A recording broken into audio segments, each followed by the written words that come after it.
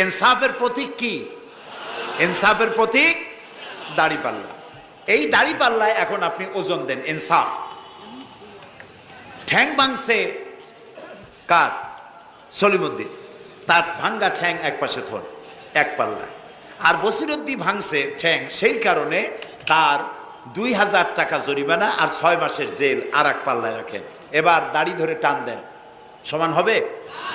যদি 50,000 টাকা জরিমানা হয় আর 6 বছরের জেল হয়, তাও কি সমান হবে? হবে না। সমান হবে কি হলে? সমান হবে ওই সলিমুদ্দিন ভাঙ্গা ঠ্যাং এক পাল্লায় দাও, আর যে ভাঙছে তার নাম কি? বসিরউদ্দিন। বসিরউদ্দিন কেউ যদি থাকেন রাগ করবেন না, আমি একটা দৃষ্টান্ত দিচ্ছি। এখন ওই বসিরউদ্দিন ভাঙ্গা তারও একটা ঠ্যাং ভাঙ্গিয়া যদি এই পাল্লায় রাখেন, এখন যদি টান দেন, তাহলে সমান হবে কিনা বলে? এটা হচ্ছে কোরআন। এই কোরআন বলছে পায়ের বদলে পা, হাতের বদলে